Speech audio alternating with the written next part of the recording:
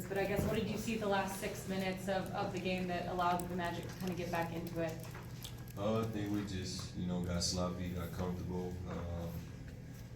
Like I was saying, I was preaching, after the game, like we got to grow up, start with me, just what we're playing for.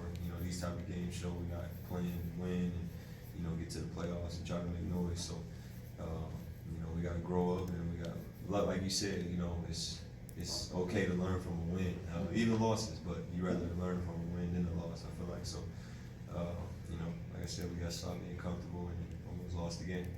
For you personally, it's your first game back in 5.5 games, basically. How did you feel legs-wise, lung-wise, ankle-wise? Legs is tired, which I expected, Norm, and, just trying to play hard and do the right things on both ends of the floor. So, I'll get back to it.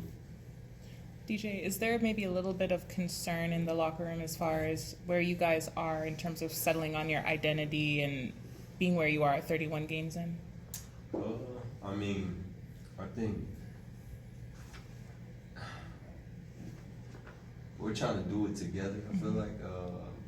And one thing, about the NBA, it's not easy. A lot of people forget that, a lot of people forget that, every team's in the NBA for a reason, all these players in the NBA for a reason. So when you drop games to younger teams or, games they say you're not supposed to lose, I feel like that's just a knock to the league because for me, I respect every opponent, every player, each and every night.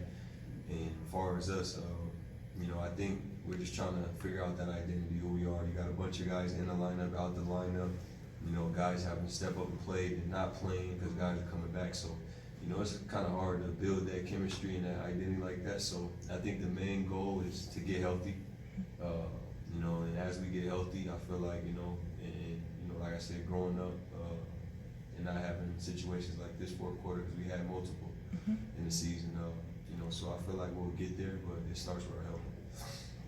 I know they asked you about, being tired already, but specifically, I think you played 38 minutes. On that final play, when you take that shot and get fouled, and you got to go make the free throws, like on the shot, on the free throws, how do you kind of plow through that and not pay attention to the fatigue?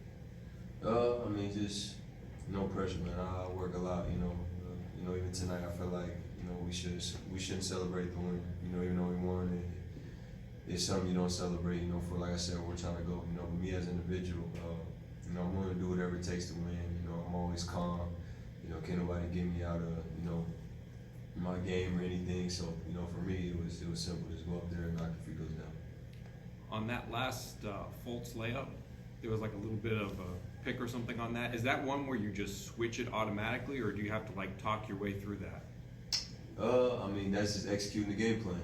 Before the timeout, we was told what we got to do, from our coaches who we trust, and we didn't execute it. Should have been Reds. We didn't. He got a layup, and that's that. You talked about talking to the guys after the game. You're roughly 30 games in.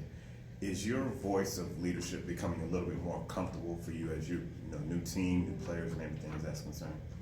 I feel like, I'm not a cocky guy. I'm a real humble guy, and confident person, on and off the floor.